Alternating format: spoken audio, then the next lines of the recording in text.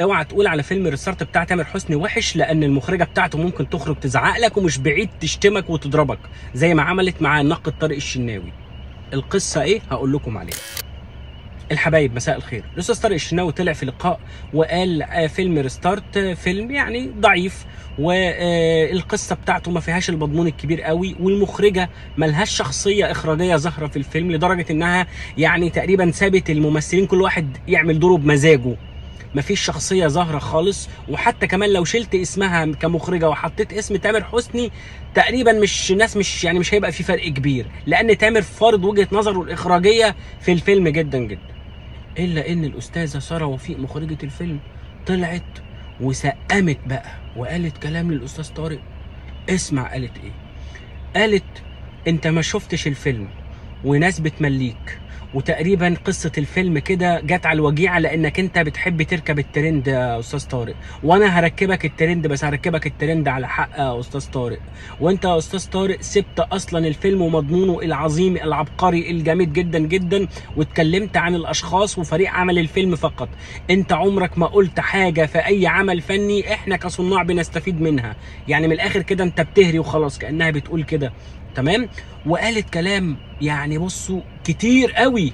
ونسيت اقول لك يا استاذ طارق انك انت يعني كلامك ده مش مهم بالنسبه لي ومش عارف ايه وكده. شوف الفيلم محقق اكتر من 50 مليون جنيه يا طارق الشناوي، الفيلم دوت مكسر الدنيا يا استاذ طارق. كلام كتير قوي قوي، عريضه كبيره جدا، وكانها بالظبط يعني كان ناقص ان هي تجيب شومه وتروح تفلق دماغ الاستاذ طارق الشناوي عشان قال يعني رايه في الفيلم. انا يعني احقيت الاستاذ طارق في نقطه، او غلطته يعني في نقطه واحده بس، لما قال ان تامر حسني هو اللي اخرج الفيلم مش ساره. ده خطا ارتكبه الاستاذ طارق، وممكن يجوز في حاله واحده بس، اذا كان عنده معلومه مؤكده ان تامر حسني هو اللي اخرج الفيلم مش ساره وفي. يا استاذه ساره، المفروض علاقه اي صانع باي عمل فني بتنتهي لما هو يسلم النسخ بتاعه العمل ده لدار العرض للسينما. شكرا، انا كده مهمتي كمخرج خلصت. اتابعه من بعيد تمام ومفيش مشكله، ولكن انا لا اصادر على اراء الناس، ولا اقول مش عارف ايه، ولا اهاجم اي ناقد او اي حد عادي. سيبك من النقاد والصحفيين الكخه، الناس الوحشين قوي دول ناس وحشه، ولكن الناس العاديه حتى لو قالت رايها ما ينفعش تهاجميها، ما ينفعش، لان في الاول وفي الاخر الفن اذواق يا استاذه ساره، وما ينفعش تعلقي. ولو حبيتي تعلقي المفروض تعلقي باسلوب منمق، لا اسلوب فيه تجريح ولا هجوم ولا خالص. حتى لو انت اتهاجمتي واتجرحتي المفروض تكوني انت، لانك انت صانعه، انت ريفرنس. بص يا استاذه ساره، عمرك شفت مثلا صاحب شركه تويوتا طلع وقال المهندس فلان الفلاني ده حمار ما بيفهمش عشان قال على عربيات تويوتا وحشه؟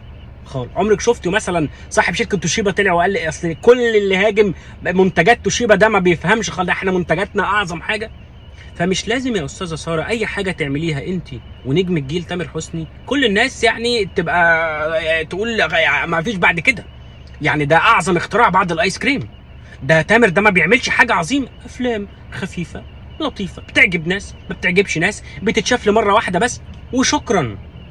انا مش هقول فيلم ريستارت وحش، تمام اهو شوفوا لحد فين، مش هقول وحش، بس في نفس الوقت ما تجبرنيش ان انا استطعمه واقول الله ده وجبه سينمائيه عظيمه خالص. هقول لك على حاجه، انا بقى هوريكي حاجه يا استاذه ساره ممكن ما تكونيش شفتيها من جمهور عادي، راي الجمهور العادي ايه في الفيلم. يلا بينا. تامر حسني ريستارت. يعني انا زعلانه منك والله يا فنان، يعني الفيلم ما فيهوش فكره بجنيه ما فيهوش فكره، ما تعبتوش في انكم تطلعوا فكره في الفيلم. بجد انا ندمانه على الفي اي بي اللي انا دخلتها، وندمانه انا عايزه حق التذكره يا تامر يا حسني، انا عايزه حق التذكره. دخلوني فيلم تامر حسني. اتفضلي قولي تقييم، اتفضلي واتقي الله، مش عايزه. اتفضلي انت يا 3. والله العظيم لو اديته 0 ابقى بجامله، لو في سالب اديله سالب. اهو جمهور عادي خارج من السينما بفئات مختلفه، بناس يعني في مولات وحاجات كده، وما تسمعيش كلام البلوجرز اللي اتلموا وراحوا حضروا العرض الخاص بتاع الفيلم وطلعوا قالوا كلمتين حلوين. يعني ما تسمعيش واحد مجامل. وانا على فكره انا كخالد شاهين لا هقول الفيلم حلو ولا هقول الفيلم وحش، شوفي لحد فين، ولا هطلع وافحص واقول وما اعرفش ايه.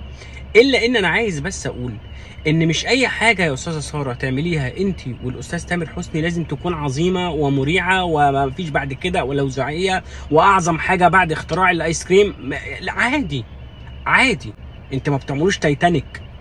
احنا السينما عندنا بعافيه كقصص، احنا عندنا ابهار عظيم في التصوير والاخراج والديكور، لكن بننسى نكتب قصص عادي جدا. فيعني استقبلي ده. شكرا.